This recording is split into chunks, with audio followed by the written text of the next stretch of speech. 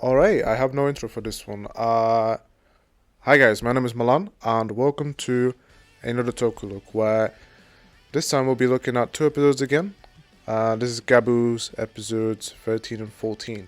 The reason why I'm trying to not be as jokey as I usually am is mainly because this two-parter is really good, and there's a lot of emotional stake in this, and I kind of want to delve into that as much as I can. I'm just really liking Gavv so far. As of recording of this video, I'm starting the third arc of the show, but I will say that this is the point where the show really struck out to me. The show really emphasized why food matters to Shoma so much, and his connections, the bonds that he has made with the people around him so far. But I'm not going to get too ahead of myself. I just want to, like usual, just talk about some of the notes that I have, some of the pros. We'll talk about one con. It's in episode 14. And that is when we meet, I don't know the part-timer's name, but he's the same actor that played Stinger in Q Ranger. And he's demonstrating his busking skills.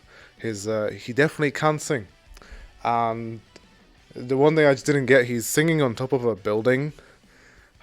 Like his whole shtick is that he's supposed to get attention from a human so he can kidnap them, but he's like in the middle of nowhere. So I found that kind of funny.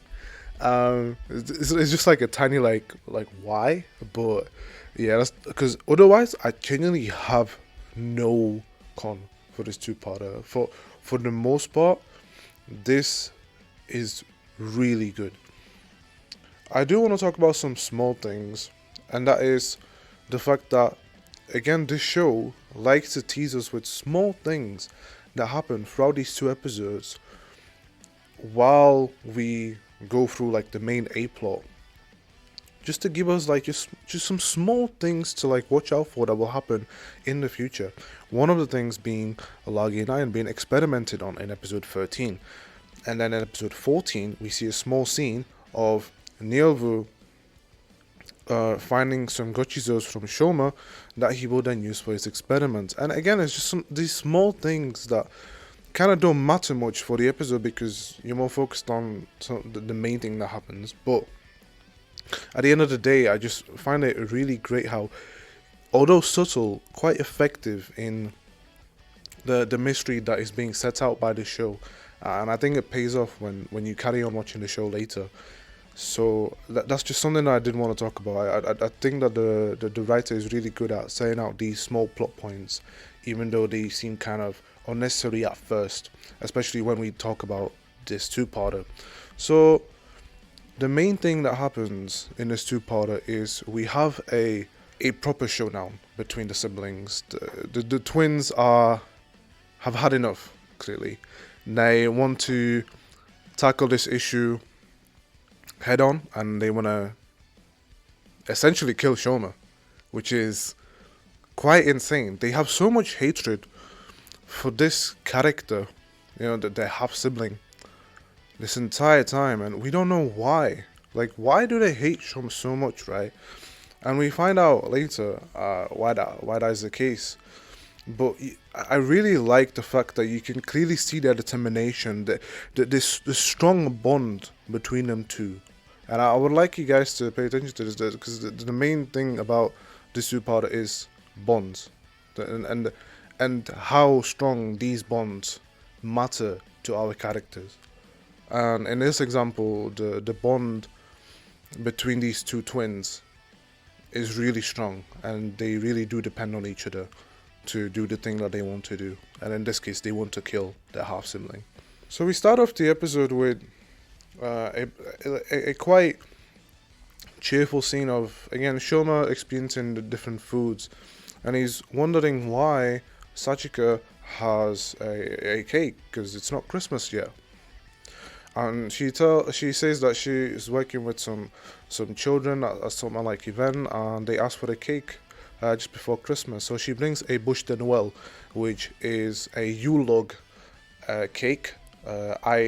I don't think I've had this. I've had something similar, but yeah, I can't comment on the food myself. I mean, it comes in different ways, such as cake, which is the main food that we look at in this two-parter. So yeah, again, Shoma is experiencing the different foods, and he really enjoys the Yule log that he tries in this episode, and as such, he creates some gochizo, which is something that we'll see near the end of this episode. But something that I just want to note on as well is the fact that Hanto is doing some research.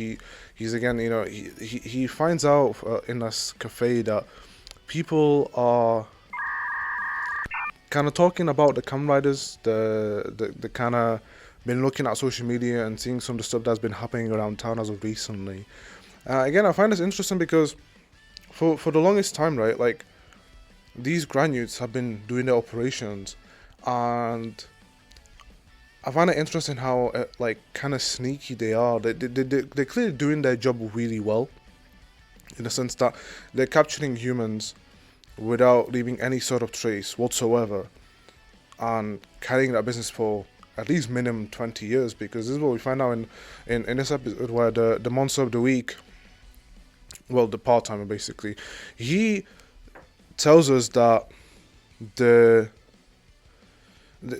things were much simpler when he didn't have to compress humans. So we find out that humans were not compressed before, that they were just taken in to the granule world. So again, just these small law drops that make you wonder how the Stomach family truly operated and why they have decided to compress them now. I mean, we know that in a sense it's to make things more simpler when we turn them into the dark confections, but again, how did we get to this? Just some things that the show wants you to think about, basically. I guess before we like go over like the main thing that happens, there's one more thing that happens, and that is I just put it in the pros because I thought it was a little bit funny. It is the splash scene. Basically, Hanto is fighting the monster of the week, and for some reason we have this scene where the monster of the week just splashes Hanto, and then they just like walking about in this fountain. I do find it quite creative how Hanto tries to shoot the monster of the week and the bullet deflects, because I think the part-timer's animal motif is like a crab or something. Like they have like a hard shell, so the bullet deflects, goes into the water, and then Hanto literally just kicks the bullet back, and it deflects again from the shell, but ultimately it hits the crate that has all the compressed humans. So again, I like the creativity in the show in terms of the fight scenes, but what happens later is the main thing that happens in episode 13, and that is one of the familiars basically tells Shoma to go to this set location, and that is where we have the showdown between the two siblings. And I love the way they just come down and transform into their true granute form. The suits look amazing. I have to say that the suits for Sheep and Jita, when they are fully in their like granute form, looks good. It genuinely does.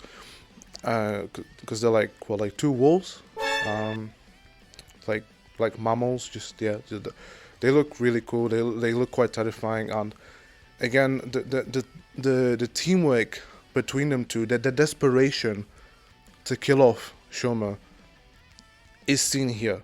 They are fighting for their life. Literally, Shoma is trying to do anything to hold himself steady. He turns into the new bush elf form, which is quite creative. He literally creates like U-logs, especially in his finisher, to like kind of defend himself, but also like he does this in an offensive way to break them and then like scatter them across to like beat some of the familiars and the siblings. Unfortunately, Shoma is not strong enough in this episode. He gets defeated. And one thing that I do want to mention is the siblings get their way. They finish off Shoma, but just before he would get that final blow, he turns into Gurukan.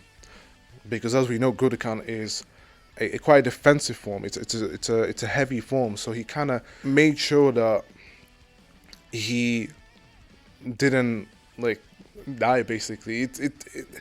I like the creativity, and you can see in this part that Shoma was not looking good. It was not looking good for him at all. However, one thing that I do want to mention, because this is where I'm going to start the main talk. Shoma is cooking in this episode. He was cooking a cake. Well, he was baking one with Sachika, and you can see that again. Shoma is very inexperienced, and Sachika asks what kind of cake he wants to make, and he sees this strawberry shortcake, which is something that is one, a traditional dessert in Japan, and two, it is something that his mother showed him in, and we see a flashback for it. And you know, it's a bit of a challenge for Shoma to make this cake, but eventually he does, and it looks great. I'm proud of Shoma. He's really good at making this cake. And you know, just before he gets defeated by the siblings, he makes this remark saying, I cannot end this. I cannot have this end here.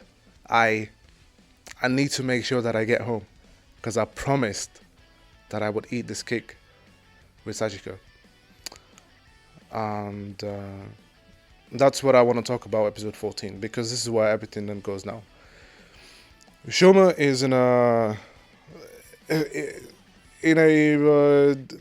he's not looking good. That's all I can really say. Yeah, he's very much beat up, and Hunter is there on the scene, and he helps him. He gives him some food just to like recover, and he makes this note to Hunter that he needs to get home, no matter what.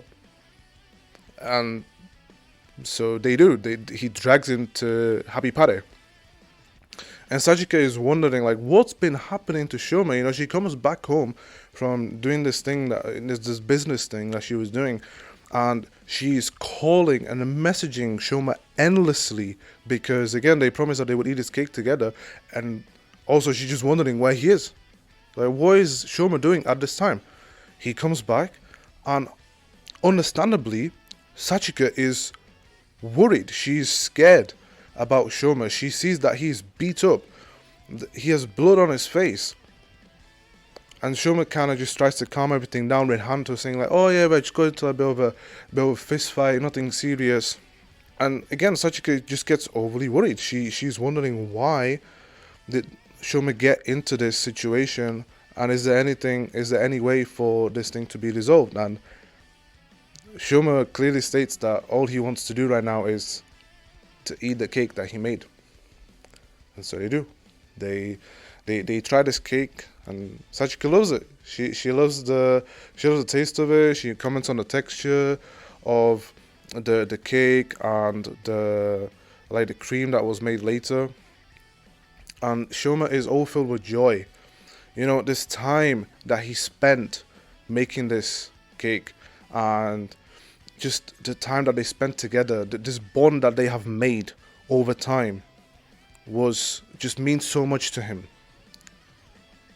And while he is thinking about this, his Gabu is reacting to this emotion, and we'll come back to that. So something that we find out later is the true reason why the twins don't like Shoma. It's an interesting point, because we get a flashback of their birthday, which is something that we see in episode 13 as well, but I'll just mention it now. We see this flashback of their birthday and the siblings like just giving them gifts and everything. You know, nothing special, right? We also see like the granular food, which to us humans just looks really odd. All right, there was like this really like dark jelly cake. It just looked really unappetizing, you know. And the siblings literally say, "Oh, that's it. All right, we're going." And the twins are like, "But why? You know, like Dad is not here." And they're like, "Yeah, I know, but we have work to do." So they literally say like, "Bye, don't care." And you can see the clear difference between the siblings and how they behave with each other. Clearly, the older siblings don't have as much respect as they have towards their younger siblings, and they are saddened by this. They want to feel closer to their family, and they see that Shoma, on the other hand, is talking to his mother, talking about cake and like all these drawings that they're making, and he's clearly enjoying himself, right? And they're essentially jealous of Shoma because he's having such a fun time, and yet they're not. I find this really interesting how, Shoma's like whole thing of like enjoying himself has nothing to do with the siblings. Like they just got neglected. Like, I get it, right? Like they went to their father, and he literally he pushes them over. They're like, I don't care, like I'm doing something important. And he basically calls Dente saying, oh, is it possible to enhance Shoma and stuff? So at that point, I can kind of see why the siblings are so obsessed with Shoma. They see that their father figure, well, literally their father, is literally like abandoning them and preferring themselves. Sorry, I'm just this episode is just like it. I haven't felt so emotional about an episode in a while. Like I was rewatching this to make some notes today, and it's a really powerful episode. But yeah, just back to the point, just to see like their father has kind of abandoned them to focus on another child. I can definitely see why they would become jealous. I kind of don't know why the sibling part has to do with Shoma though. It's because the whole thing is they blame everything on Shoma. They're saying like, you ruined everything. We had everything taken from us. And yet, the only thing that sticks is their bond between them.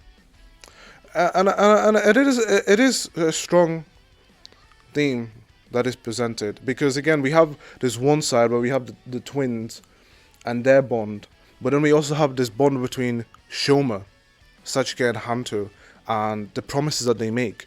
Shoma says that he's gonna get out and deal with the problem because the twins are causing more chaos in the city. And they're writing the Granute language that they want Shoma to meet them at this place because they find out that he's clearly not dead. And Sachika is revolting. She literally wants to get out and fight. She takes out a bar, and Shoma literally says, no, don't do this. I'm going to deal with this myself.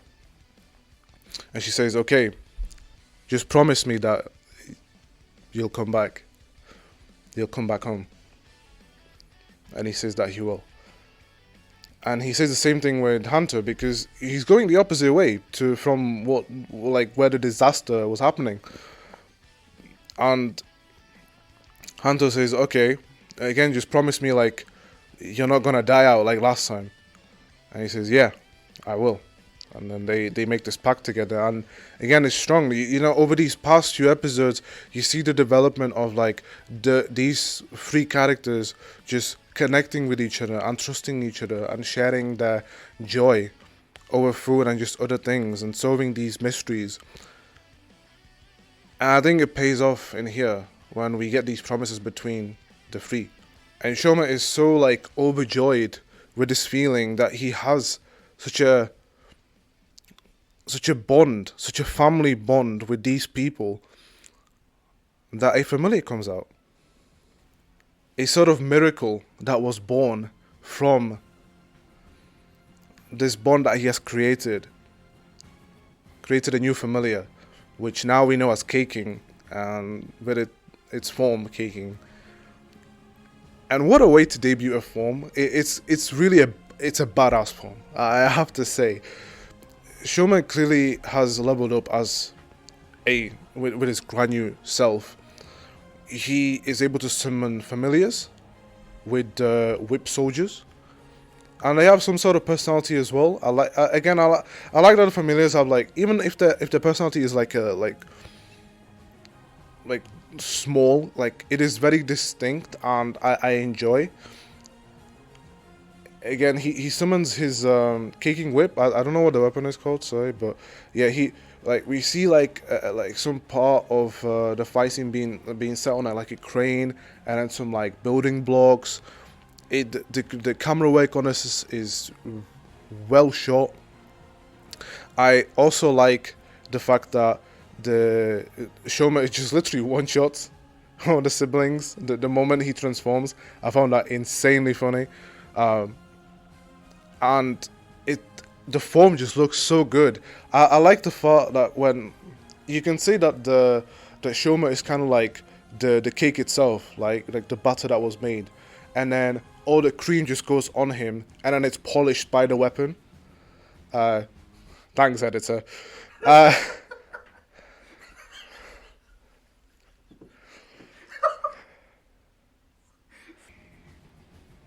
but yeah, I just love the debut of this form. It clearly shows the growth that Shoma has made in these past 13 to 14 episodes.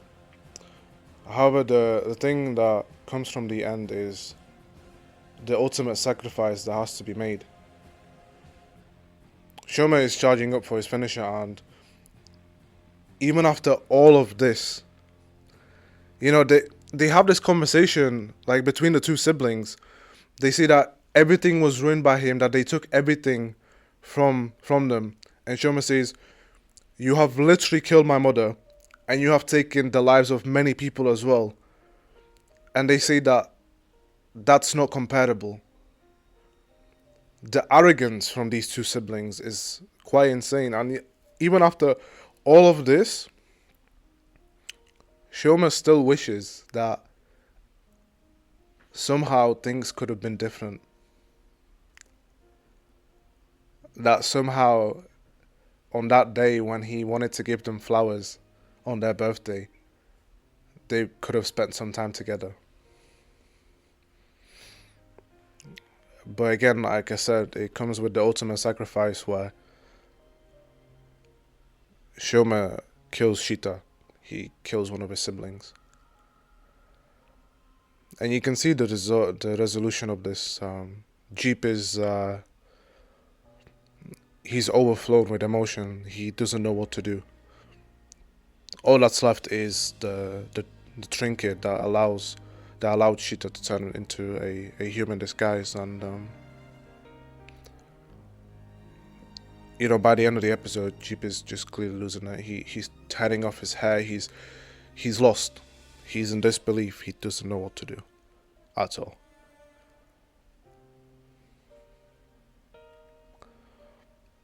And Shoma comes back, telling Sajika that he has come home, that he has someone to come back to.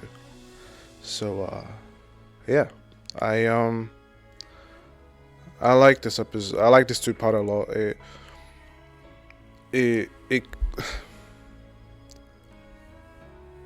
I'm kind of lost for words. It's a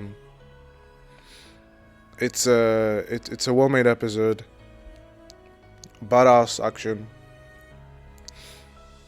Something that made me emotional.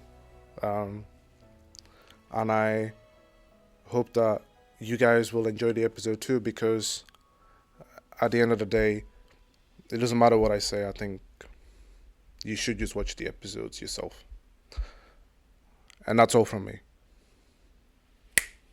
Take care.